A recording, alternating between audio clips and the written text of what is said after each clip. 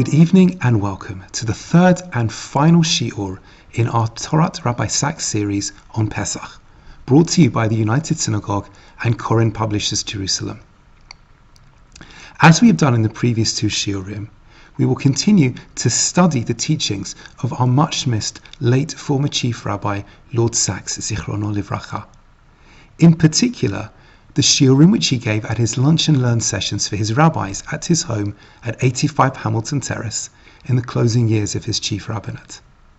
Rabbi Sacks explained and learned with us the sources behind his essays, both on Pesach and other Chagim, so that we could see how he reached the conclusions which he arrived at, but also discuss these with him and, if we wish to, teach them to others. And this year in particular, since sadly we are now bereft of Rabbi Sacks, I hope that by studying this material, we will be able to have some of his Torah and inspiration at our Pesach tables this year and in the future as well. This evening we are filming at Highgate Synagogue in North London, and our thanks go to the management of the synagogue for accommodating us. This beautiful shul, rebuilt in 2016, is a community which Rabbi Sacks visited regularly and felt very much at home. You always were a great and warm community, but to see how you've grown and see physically and spiritually and in every other way during this remarkable 10 years, it's brought joy to me. And Elaine and I never come away from here without feeling very, very especially inspired.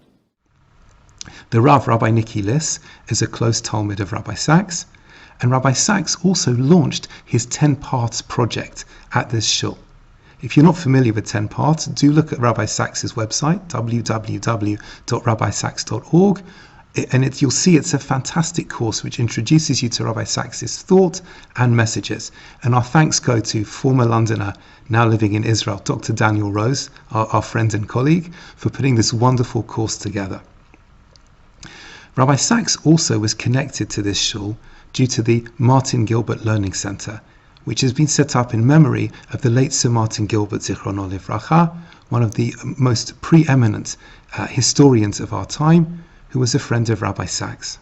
So all in all, I think it's wonderful that we can be in this shul where Rabbi Sacks was very much at home and taught regularly, and we can somehow teach his Torah here as well this evening. Now our topic is the sages in Bnei Brak, which is one of the essays in Rabbi Sacks' Haggadah. We have, of course, the beautiful new Applebaum edition, the Jonathan Sacks Haggadah. And of course, you'll read the essay and you'll see the conclusions that Rabbi Sacks came to. But what we're going to do is study some of the sources which lie behind this essay. A number of them are mentioned in the essay, a number of them are not. And to also explore how Rabbi Sacks came to what I think are the fascinating conclusions which he presents in this particular essay. Now, let's just remind ourselves of this particular text, and we'll also see why it was so special to Rabbi Sacks. So the Haggadah teaches us as follows. After we've read Manish Tana, and we've had the passage of Avadim Hayinu, which, as we will see, time permitting, was very important in Rabbi Sacks' presentation of his ideas. So the Haggadah reads as follows, a familiar passage, but let's just refresh our memory of it. Ma'aseh. Ma'aseh is translated in this edition as once, but we'll see Rabbi Sacks had another explanation for it. Ma'aseh b'Rabbi Eliezer v'Rabbi Yehoshua v'Rabbi Elazar ben Azariah v'Rabbi Akiva v'Rabbi Tarfon. Rabbi Eliezer, Rabbi Yehoshua, and Rabbi Elazar ben Azariah, along with Rabbi Akiva and Rabbi Tarfon, shahayu mesubim b'Bnei Brak, reclined for the Seder in Bnei Brak. And we'll find out soon the significance of these rabbis and when they lived. V'hayu mesaperim b'tziat Mitzrayim kol oto halayla. And they told of the exodus from Egypt all that night. Ad sheba'u talmidehem v'amaru lahem, until their students came in and said, Rabboteinu, our teachers, higia zman kriyat shema shel shacharit. The time has arrived for saying the Shema of the morning prayers. Now this is a very curious passage, especially bearing in mind that it just seems to be parachuted into the Haggadah. And Rabbi Sacks, when analyzing it, actually wrote 3 relevant essays. The main one, which is on page 107, in his Haggadah, is entitled The Sages of Bnei Brak. But there are two other relevant essays. The essay entitled Begin with Shame and End with Praise on 149, and Ben Zoma and the Sages on page 155. And Rabbi Sacks, in his first essay, called The Story of Stories, also gives us an insight as to why this is one of his favorite passages and how he wrote about it. He says at the bottom of page 5, few texts have received more attention than the Haggadah. There are thousands of commentaries and more are published each year. Anyone who contemplates adding to this number must ask not, why is this night different, but why is this edition different? My answer is that I wrote this commentary because among all the many I have read, I could not find one that explained in their full richness and scope the fundamental themes of the Pesach story. And in particular, he notes the Jewish society, the Jewish concept of a free society, the role of memory in shaping Jewish identity, and the unique connection that exists in Judaism between spirituality and society, giving rise to what I have called elsewhere the politics of hope, which of course is one of Rabbi Sacks' books of the 1990s. Now in the next paragraph, Rabbi Sacks continues and says, traditional commentaries are usually close readings of individual words and phrases rather than the reflections on the meaning of the whole. And we will come back to this shortly, the importance of a close reading of an individual word. That is a classic Jewish response, and I have not hesitated to do likewise. In some of the essays, The Sages in Bnei Brak, the one we're focusing on is my personal favorite, I have tried to say things I have not heard before. This is the imperative of Chidush, finding the new in the old. And thinking back to the shiur which Rabbi Sacks taught us about this in 2012, I recall the great sense of animation he had when he was teaching it, and the sense of excitement at presenting ideas which he felt were a fresh contribution in some way to our understanding of the Haggadah. And I hope you'll see the spirit lying behind the presentation of the shiur which we have this evening. Now, in analyzing this passage, Rabbi Sacks asked a number of questions. And some of them are questions which I think you would probably come to through your own analysis of the text, but it shows you that he also went for what might be considered, perhaps in inverted commas, straightforward questions. But one of them at the end, in particular, is the kind of playmaker question. And as we'll see, relating to a particular word, as we mentioned earlier, it will help us answer all of the other questions. Now, the first question was, why are these sages in Bnei Brak specifically, and not anywhere else, particularly at home, where you'd expect them to be for Pesach, or in temple times, to be in Jerusalem? Now, Rabbi Sacks at this point, as he does in his essay, referenced the suggestion of the late distinguished Professor Cecil Roth, alav hashalom, who felt that the setting of this particular episode was during the Bar Kokhba revolt, approximately 130 to 135 CE. And that Rabbi Akiva, who is of course one of the sages mentioned, was the main carrier of the dream. And of course, if you look at the section in the Talmud, at the end of Masechet Makot, the volume of Makot, a piece often quoted by Rabbi Sacks, and particularly some of his most beautiful essays about Israel and our return to the land of Israel, Rabbi Sacks notes that Rabbi Akiva in that passage is presented as one of our main instruments of hope. Amazing, amazing passage where Rabbi Akiva comforts his colleagues despite the destruction of the temple and inspires them with hope for the future. Hope which perhaps, thank God, we are living out in some way. And Rabbi Akiva at the time of the Bar Kokhba revolt really thought that there was a real prospect of success. Now, this is the thesis of the late Professor Roth. Rabbi Sacks, while acknowledging this and acknowledging Professor Roth's approach, nonetheless was firmly convinced that it was not the right way to view this passage, and that instead there was a different approach, which we will come to shortly. So we have to, again, ask ourselves, why were the rabbis in Bnei Brak and not at home? What were they doing in Bnei Brak together and not being either at home or in Jerusalem? Number two, what exactly might they have been discussing? What details particularly? What was it that kept them up all night?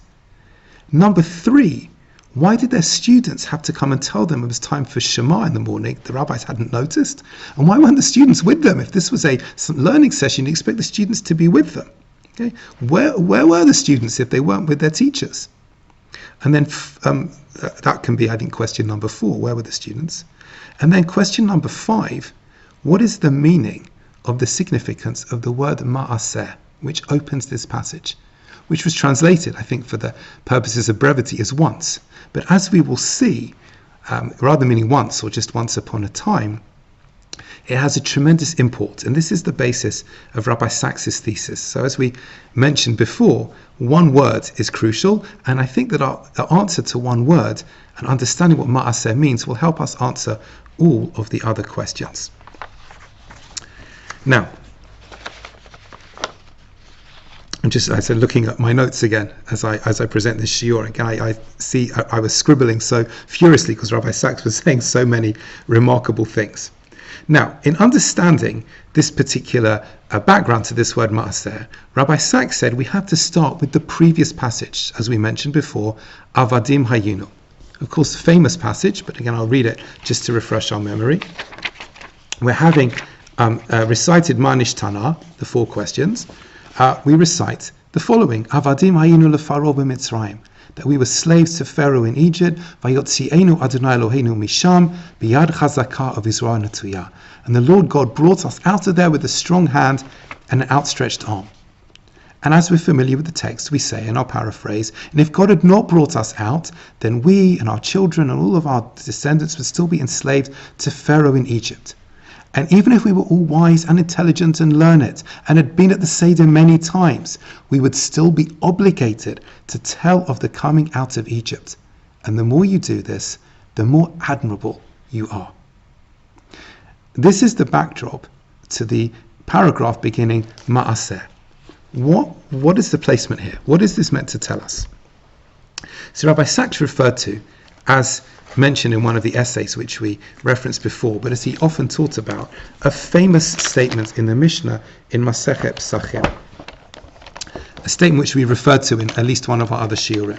And this is on Daf Kuf Tet Zayin Amud Aleph, on page 116a, where the Mishnah notes, when talking about our obligation to teach about the exodus from Egypt at the Seder, that when a father or mother teaches a child, or one person teaches another person, we begin with the principle matchil bignut umsayem b'shavach, that we begin with the disgrace of our people and conclude with praise of our people, how they were rescued and the good things which they have done and the good things which have happened to them. And in this particular passage, in the Talmud, in the Gemara, when the Mishnah is analyzed, there is a famous difference of opinion between 2 of the great sages of Babylonia, between Rav and Shmuel, 2 of the early Amoraim in the 3rd century CE. Rav says we start from the passage in the Haggadah that says Meta-halachic hayu avotenu avdei avodah zarah, that in the beginning our ancestors were idolaters. Shmuel says we start from Avadim Hayinu. And as we mentioned in our last session, of course, we do both in the Haggadah. We fulfill both of these opinions. But what is the difference between them? And why is it that Avadim Hayinu is placed just before the paragraph of Ma'aseh, whereas in the paragraph of Meta-halachic in the beginning, the view of Rav, comes later on? So Rabbi Sacks explained that Rav, when analyzing this particular statement of begin with degradation and end with praise, was taking a spiritual view, a long-term view, that our ancestors were idolaters at the beginning of time, but God drew us close to his service, to his worship, and we became monotheists. We became Bnei Yisrael. We became the people that received the Torah and lived the Torah every day. So the degradation we began with was a spiritual one of being idolaters, the background, of course, to the story of Avraham and Sarah, but ultimately we came out of Egypt and became the people who received the Torah at Har Sinai. Shmuel, on the other hand, by beginning with Avadim Hayinu, is focusing on our physical history, not our spiritual history. That we were slaves in Egypt, and if God hadn't taken us out, what would happen to us? That we had a physical liberation from Egypt. And fascinatingly, Rabbi Sacks linked this into the famous view of Shmuel, elsewhere in the Talmud, in Sanhedrin, Daf Tzadi Tet Amud Aleph 99a, where Shmuel notes that the only difference between Olam Hazeh, this world that we live in, and the times of Mashiach will be the independence of the Jewish people. That we will be able to be in charge of ourselves, run our own affairs, and do so by fulfilling the Torah and living it in the very best way. And this, for Shmuel, obviously has a spiritual element, but very much a physical element as well. So Rabbi Sacks, therefore, using this analysis, taught us that the passage of Ma'aseh has to be understood in the context of Avadim Hayinu coming before it and Mitchila coming after it. It can't simply be viewed as something which is talking about our physical redemption, following the view of Shmuel. It has to lead to our spiritual redemption as well. Okay? And that structure is very important, and again will help us understand in good time what the word Ma'aseh means. Now, Rabbi Sacks also noted for us a very important teaching of the Rambam, of Maimonides, in chapter 7 of his Laws of Chametz U'Matzah.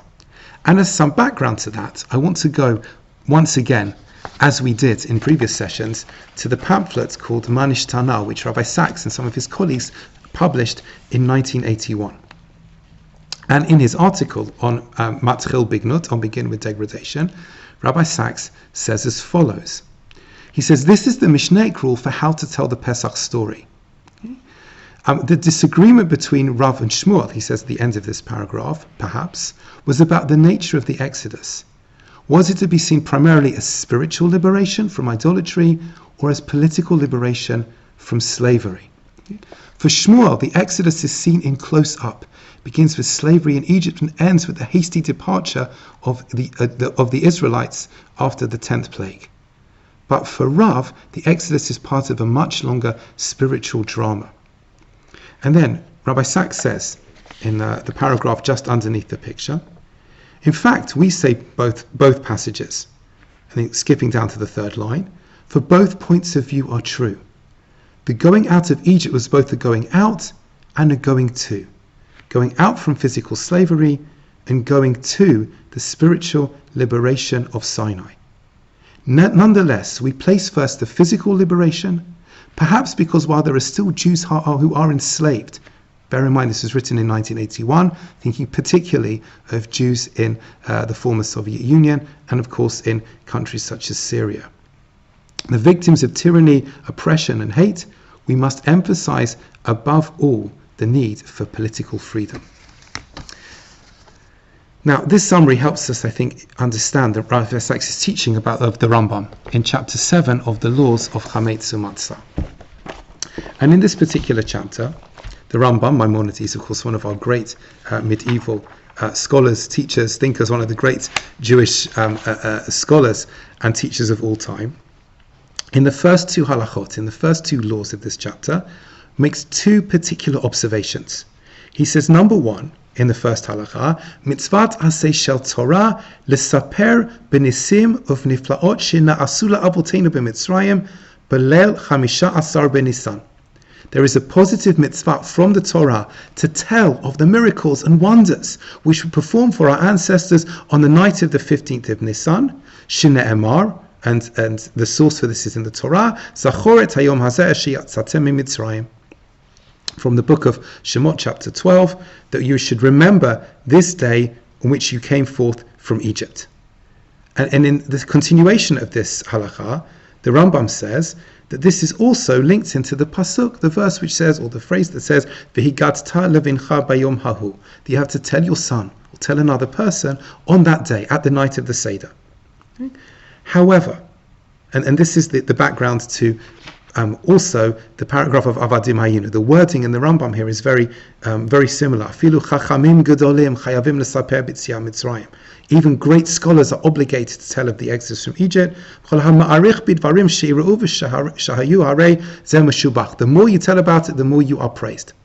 So this seems to link into what Shmuel is saying, at least on the face of it. However, In the second halacha, the Rambam gives another formulation. Mitzvah lehodia lebanim. There is a mitzvah to make known, to inform the children. Va'afilu lo sha'alu, even if they don't ask. Shene'emar v'higatta levincha. Once again quotes this phrase, you should tell your child. And he adds lefi dato shel bein aviv melamedo. You have to teach a child or another person according to their interest, capacity, aptitude, etc. Okay? And the Rambam at this point then starts explaining about, you should say, we were all avadim and we were in Egypt and God took us out, which seems to again link into avadim hayinu. So why does the Rambam give us both the mitzvah of l'saper and a mitzvah of l'hodia, to tell and to inform? What do these things mean in practical terms? How are they different from each other? So Rabbi Sacks explained them as two separate mitzvot. One of telling, that's l'saper, and l'hodia, of educating. And he said that Shmuel is telling us about the mitzvah of educating. That's his background to avadim hayinu. Whereas Rav is telling us about the mitzvah of telling. Okay? This is the difference between avadim hayinu, which is educating, and Meta-halachic, which is just telling a story, so to speak. In avadim hayinu, we have to educate and stimulate stories and questions and discussion. In Meta-halachic, we are telling our story, which of course can also educate and stimulate questions, but has a different focus to it. There is a way to educate, such as by asking questions, and there is a way to tell stories, to pass on values, to pass on memories. And this, as Rabbi Sacks tells us, about the structure of the Haggadah for our purposes. We had the 4 questions where a child, and indeed everybody else, should recite along and ask those questions. We have avadim hayinu as the first answer. It's an educational answer. But then, ma'aseh, this event in Bnei Brak, this occasion in Bnei Brak, must be part of this educating as well. And this is what Rabbi Sacks continued to teach us about this passage. He said we have to tell the story, ki'ilu hu yatsa mitzrayim, as if we went out of Egypt. It's part of memory, it's not history of someone else. Memory, said Rabbi Sacks, is my story. Okay? We should not think that the only obligation, according to the Rambam, is to tell somebody what happened. It's not just v'higatta levincha, tell it to your child.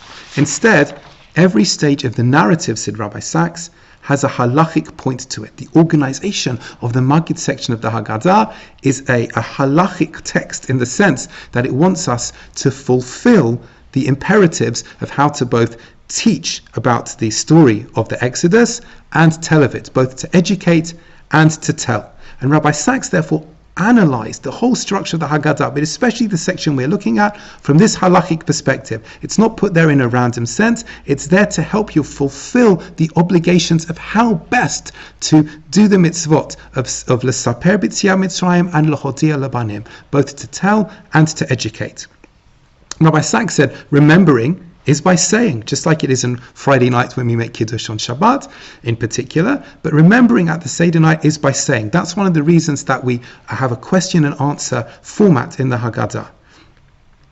And we need to both live and retell the story. That's part of our educating and telling. So Rabbi Sacks said, we should understand the Haggadah as a tightly structured halachic text. And finally, with this background, I'm sorry it's taken so long. There was just so much to say on this topic that Rabbi Sacks taught us, and some of it, just because we don't have time, we won't be able to look at in its entirety this evening, but there is so much to say, but I think this background is very necessary.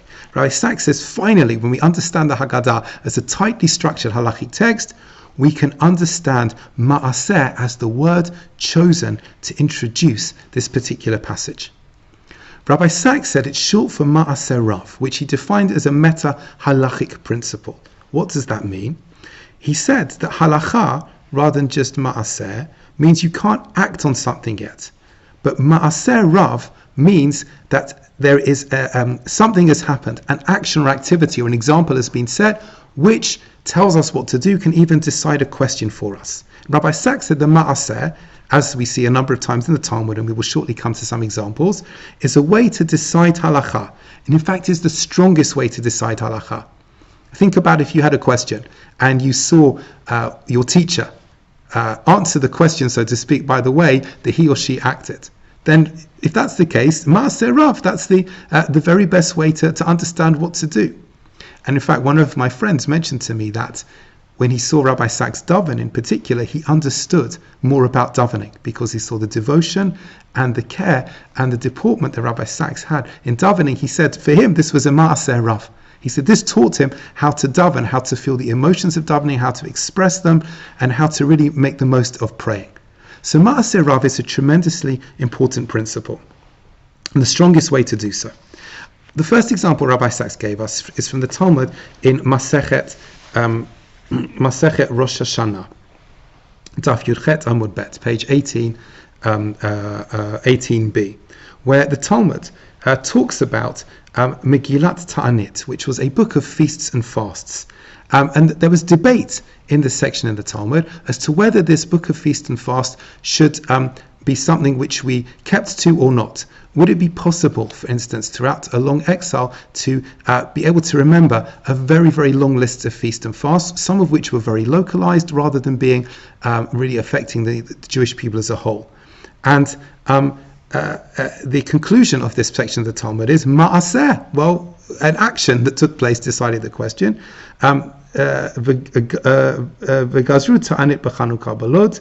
And in this particular section, we know, said Rabbi Sacks, that Chanukah was even considered to be abolished because of this, but instead Chanukah was kept. Ma'aseh Chanukah was kept, and there are other examples of this as well. So he used this as a way of teaching us about what Ma'aseh means, even though there was an attempt to say that Chanukah perhaps should not be celebrated with the whole Jewish people. Nonetheless, this was not successful, and Ma'aseh, we celebrate Chanukah.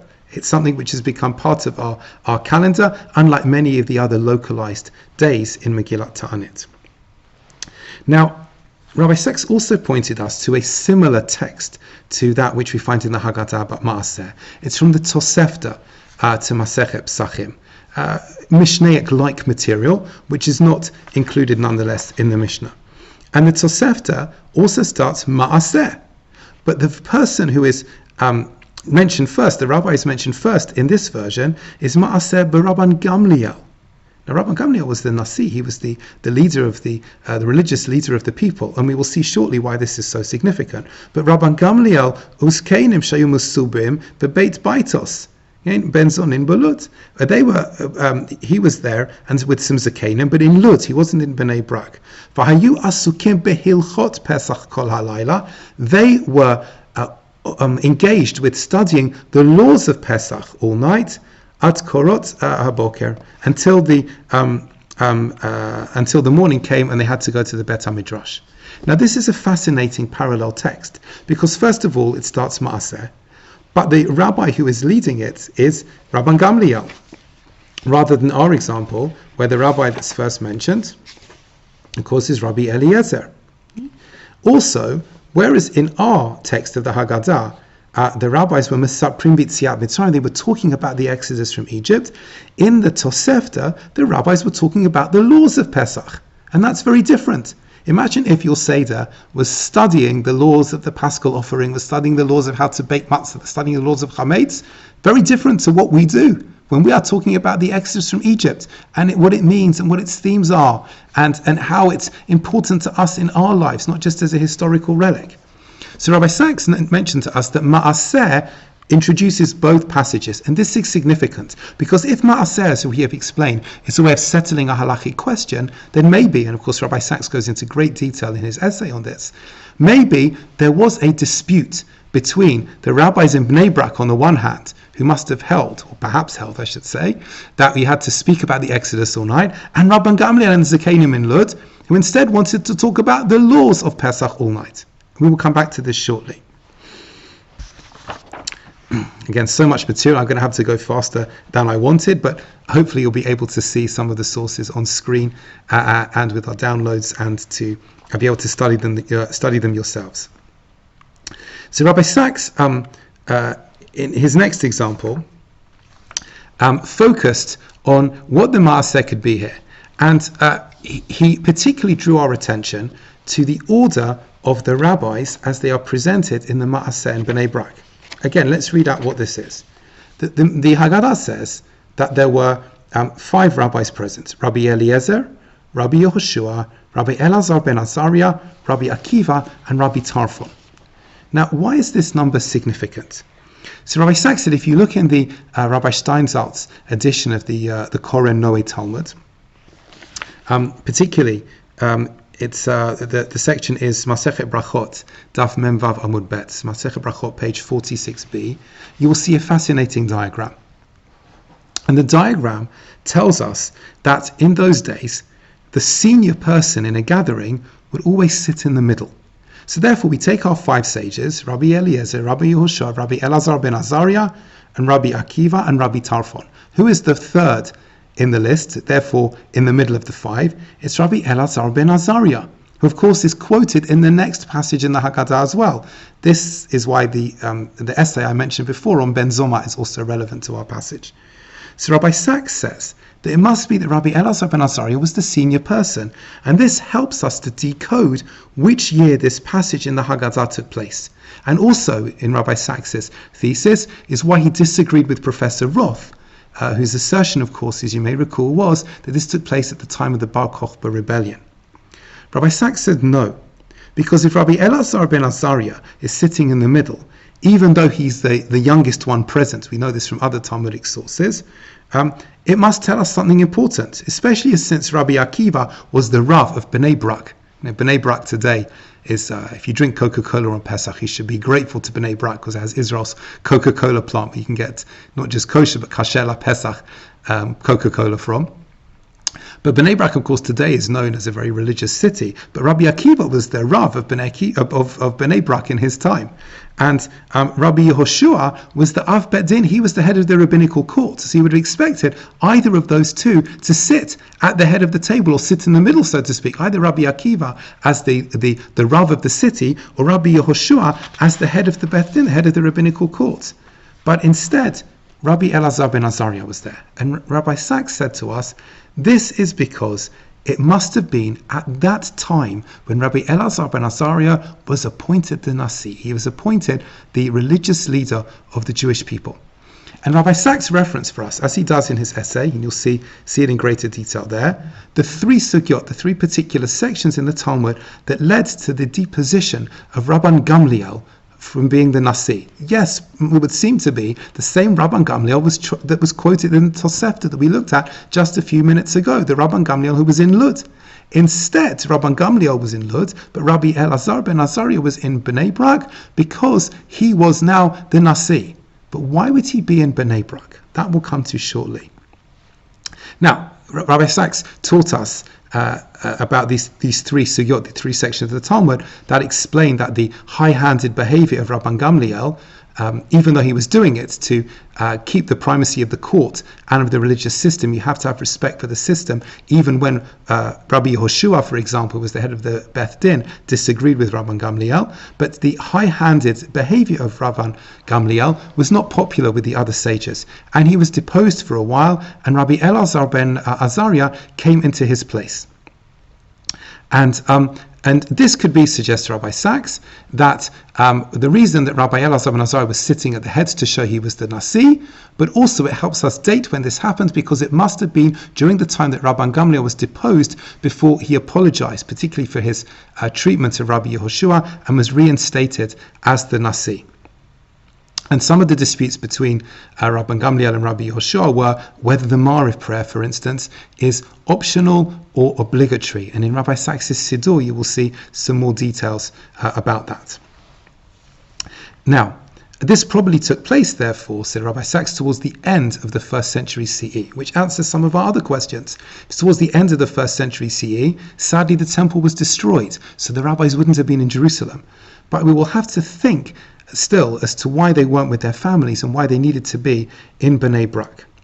So, Rabbi Sacks concludes this part of his thesis by saying this Ma'aseh was in Bnei Brak, particularly in deference to Rabbi Akiva, who was perhaps the leading sage of the time, but it was also because Rabbi Akiva was accepting the authority of Rabbi Elazar ben Azariah as the Nasi, even though Rabbi Akiva was the leading sage of the time. Now, What about Rabban Gamliel? So Rabbi Sacks suggested maybe Rabban Gamliel felt that by going to Lud, to a different place, he would avoid potential machloket, potential dispute between the sages in a way that was unnecessary, particularly relating to a matter of halakha. You'll recall that Rabban Gamliel was talking halakha in Lud. He wasn't talking about the Exodus. And Rabban Gamliel perhaps wanted to avoid a lack of unity. And Rabbi Sacks particularly put this in the context of the writings of Yosifon, of Josephus, from whom we learn, albeit with the biased view of Josephus, something to discuss another time where that was the case, just how bad things had been amongst the Jewish people at the time of the destruction of the temple in approximately 70 CE, particularly the infighting and the sinat chinam, the terrible causeless hatred which had existed at that time. And all of these rabbis had lived through that, had suffered from it, and wanted to avoid it. So Rabbi Sacks suggested that part of this ma'aseh was showing that the tzav hasha'ah, the particular command of the hour at the time that this was going on, was to avoid a machloket in halachic argument that was unnecessary to have, and we will soon see how Rabbi Sacks saw this play out. Now, another place, just parenthetically, where Rabbi Sacks looks at this topic is in his book Future Tense.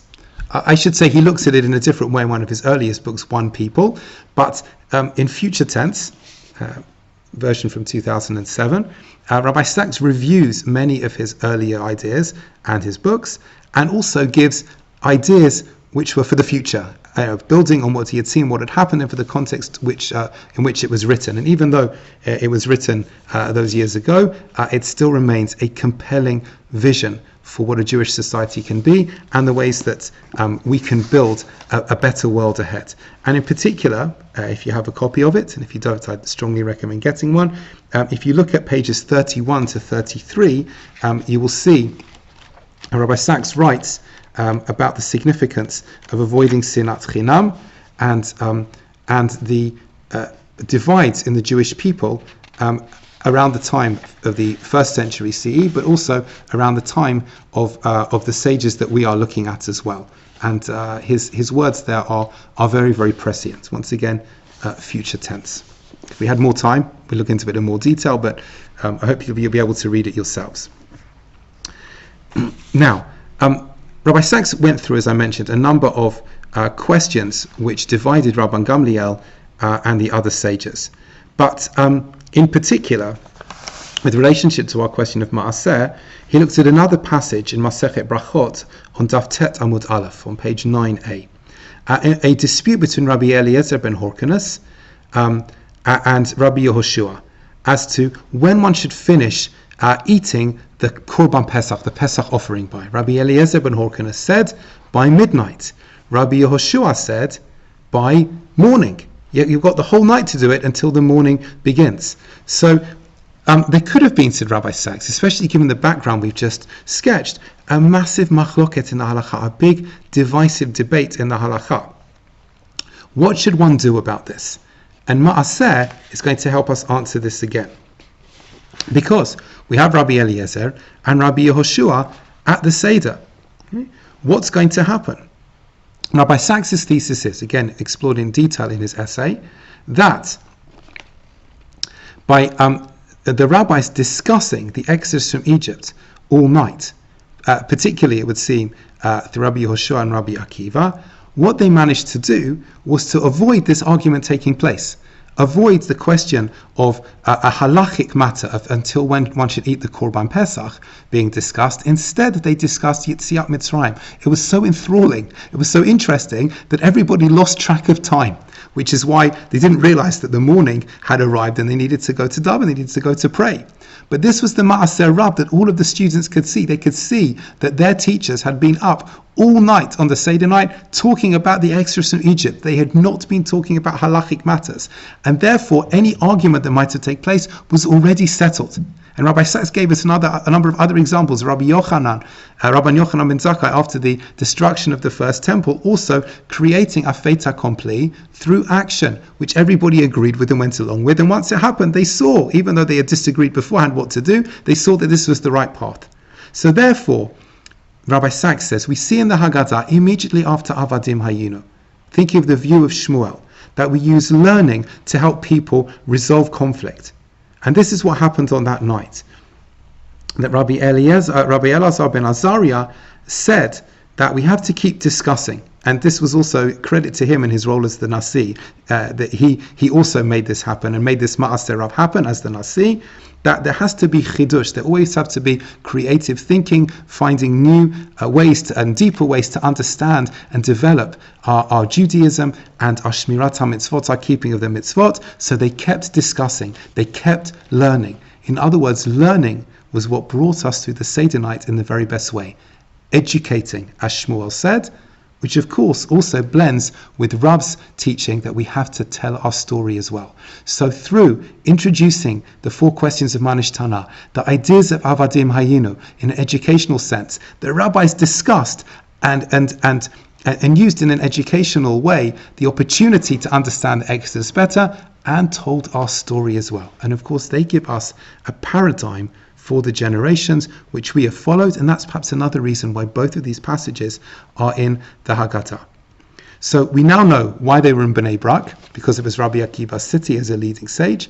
We know why they had to know why they had to discuss this matter. They had to resolve what would have potentially been a great split amongst the people, particularly because they wanted to do this right, to get the halacha right. Instead, things were harmonized. They couldn't be at home. They had to be doing this in Bnei Brak because Ma'aseh Rav, they had to create a fait accompli, which they could show for their students. They wouldn't be in Jerusalem because sadly the temple had been destroyed, and Rabbi Elazar ben Azariah was sitting in the middle because he was the Nasi at that particular time. And Rabbi Sacks concluded by telling us that we should look at this in the context of the dispute between the Pharisees and the Sadducees. The Pharisees, of course, from whom we are descended, the rabbis of the Talmud, were much more men of the people, so to speak, than the Sadducees, who were much more detached and away from the people. And the Pharisees, the Prushim, got involved with what needed to happen in Jewish life. And Rabbi Sacks said, by doing so, they set us an example, and that's one of the reasons perhaps why Ma'aseh Rav, their example of what they did, helped them demonstrate to people that they were representing the authentic Judaism, which we also continue to follow today.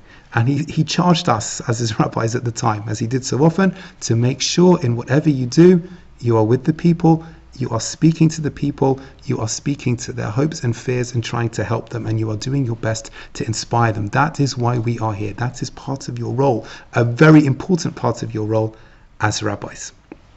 So in summation, we've looked at what Rabbi Sacks described as his favorite part of the Haggadah, the sages in Bnei Brak, certainly his favorite essay on the Haggadah.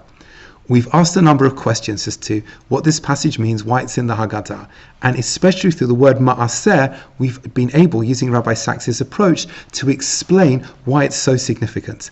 We've seen various references in his Haggadah to this story and some of the other relevant parts of it, and also references in future tense, and of course a number of Talmudic passages which he quoted as well. And I hope that, as we mentioned before, despite the terribly sad absence we now have with Rabbi Sacks being no longer with us, at least these wonderful, creative and inspiring ideas can help you at your Seder, can help you in Pesach this year and years to come. And Be'ezrat Hashem, we will all be able to harmonize life as much as possible, to be able to educate and tell our story, and do so in a way which brings us together, so that, please God, when we say L'shana haba'a b'Yerushalayim, it will be a prayer which is answered favorably, and we will all be together in Yerushalayim for Pesach, Lanu U'Chol Yisrael. I want to thank you all again for watching, particularly if you've been present for all 3 of our shiurim. I want to thank our friends at Koren Publishers Jerusalem for partnering on this project with us, and in particular to Aryeh Grossman for his wonderful editing skills. And I wish you all Chag Sameach, a joyous and wonderful Pesach.